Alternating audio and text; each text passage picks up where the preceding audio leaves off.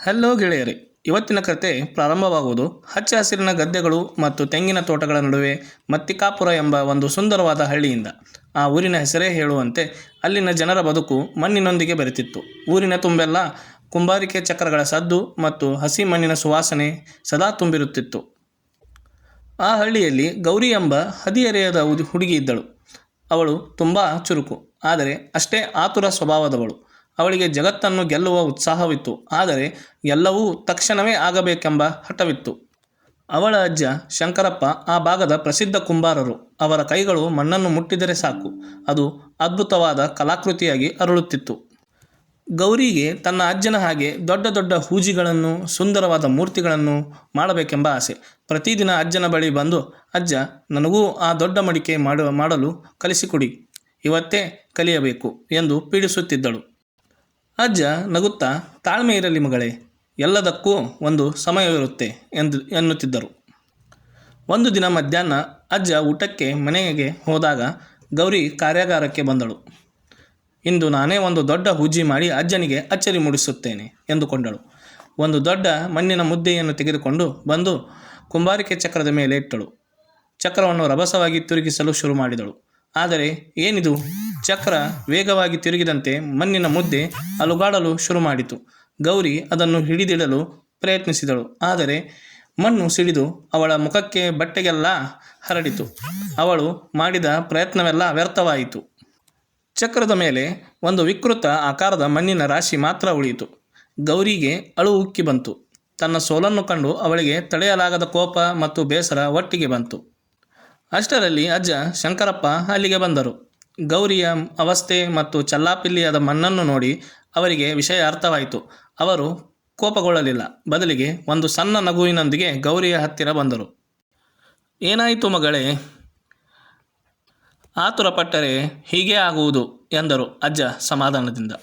ಗೌರಿ ಅಳುತ್ತಾ, ಅಜ್ಜ, ನಾನು ಎಷ್ಟೇ ಪ್ರಯತ್ನಿಸಿದರೂ ನಿಮ್ಮ ಹಾಗೆ ಸುಂದರವಾದ ಹೂಜಿ ಮಾಡಲು ಆಗುತ್ತಿಲ್ಲ. ಈ ಮಣ್ಣು ನನ್ನ ಮಾತೇ ಕೇಳುತ್ತಿಲ್ಲ ಎಂದಳು. ಅಜ್ಜ ಅವಳನ್ನು ಸಮಾಧಾನಪಡಿಸಿ ಚಕ್ರದ ಮುಂದೆ ಕೂರಿಸಿದರು. ಒಂದು ಸಣ್ಣ ಹದವಾದ ಮಣ್ಣಿನ ಉಂಡೆಯನ್ನು ತೆಗೆದುಕೊಂಡರು. ಗೌರಿ, ಗಮನವಿಟ್ಟು ಕೇಳು, ನೀನು ದೊಡ್ಡ ಕನಸು ಕಂಡೆ, ಅದು ಒಳ್ಳೆಯದು. ಆದರೆ ದೊಡ್ಡ ಸಾಧನೆ ಮಾಡುವ ಮೊದಲು ಒಂದು ಚಿಕ್ಕ ರಹಸ್ಯವನ್ನು ಕಲಿಯಬೇಕು. ಕುಂಬಾರಿಕೆಯಲ್ಲಿ ಅತ್ಯಂತ ಮುಖ್ಯವಾದ ಹಂತವೆಂದರೆ ಕೇಂದ್ರೀಕರಣ. ಅಜ್ಜ ಮುಂದುವರಿಸಿದರು. ನೋಡು, ಮಣ್ಣನ್ನು ಚಕ್ರದ ಮೇಲೆ ಇಟ್ಟ ತಕ್ಷಣ ಅದಕ್ಕೆ ಆಕಾರ ನೀಡಲು ಹೋಗಬಾರದು. ಮೊದಲು ನಿನ್ನ ಎರಡೂ ಕೈಗಳ ಬಲ ಮತ್ತು ಮನಸ್ಸಿನ ಏಕಾಗ್ರತೆಯಿಂದ ಆ ಮಣ್ಣನ್ನು ಚಕ್ರದ ಸರಿಯಾದ ಕೇಂದ್ರ ಬಿಂದುವಿನಲ್ಲಿ ಸ್ಥಿರಗೊಳಿಸಬೇಕು. ಮಣ್ಣು ಅಲುಗಾಡದೆ ಶಾಂತವಾಗಿ ಚಕ್ರದೊಂದಿಗೆ ಒಂದಾಗಿ ತಿರುಗುವಂತಿರಬೇಕು.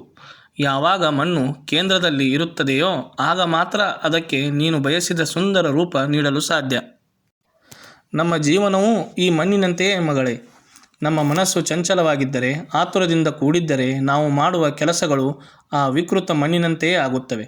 ದೊಡ್ಡ ಗುರಿಗಳನ್ನು ಸಾಧಿಸುವ ಮೊದಲು ನಾವು ನಮ್ಮ ಮನಸ್ಸನ್ನು ಶಾಂತಗೊಳಿಸಬೇಕು, ಏಕಾಗ್ರತೆಯನ್ನು ಸಾಧಿಸಬೇಕು ಮತ್ತು ನಮ್ಮ ಉದ್ದೇಶದಲ್ಲಿ ಸ್ಥಿರವಾಗಿರಬೇಕು. ಇದೇ ಯಶಸ್ಸಿನ ಬುನಾದಿ. ಅಜ್ಜನ ಮಾತುಗಳು ಗೌರಿಯ ಮನಸ್ಸಿನ ಆಳಕ್ಕೆ ಇಳಿದವು. ಅವಳ ಆತುರ ಕರಗಿತು. ಅವಳು ಕಣ್ಣೀರು ಒರೆಸಿಕೊಂಡು ಒಂದು ಸಣ್ಣ ಮಣ್ಣಿನ ಉಂಡೆಯನ್ನು ತೆಗೆದುಕೊಂಡಳು. ಈ ಬಾರಿ ಅವಳಲ್ಲಿ ದೊಡ್ಡ ಹೂಜಿ ಮಾಡುವ ದುರಾಸೆ ಇರಲಿಲ್ಲ.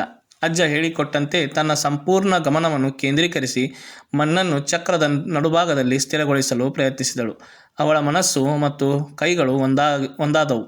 ನಿಧಾನವಾಗಿ ಆ ಮಣ್ಣು ಅಜ್ಜನ ಮಾರ್ಗದರ್ಶನದಲ್ಲಿ ಒಂದು ಸುಂದರವಾದ ಪುಟ್ಟ ಹಣತೆಯ ರೂಪ ಪಡೆಯಿತು. ಅದು ದೊಡ್ಡದಲ್ಲದಿದ್ದರೂ ಪರಿಪೂರ್ಣವಾಗಿತ್ತು. ಗೌರಿಯ ಮುಖದಲ್ಲಿ ಗೆಲುವಿನ ನಗು ಮೂಡಿತು. ಗೆಳೆಯರೇ, ಆ ದಿನ ಗೌರಿ ಕಲಿತದ್ದು ಕೇವಲ ಮಡಿಕೆ ಮಾಡುವ ಪಾಠವಲ್ಲ, ಜೀವನದ ಪಾಠ. ಯಾವುದೇ ದೊಡ್ಡ ಸಾಧನೆಗೆ ತಾಳ್ಮೆ, ಏಕಾಗ್ರತೆ ಮತ್ತು ಭದ್ರ ಬುನಾದಿ ಅಗತ್ಯ ಎಂಬುದನ್ನು ಅವಳು ಅರಿತುಕೊಂಡಳು.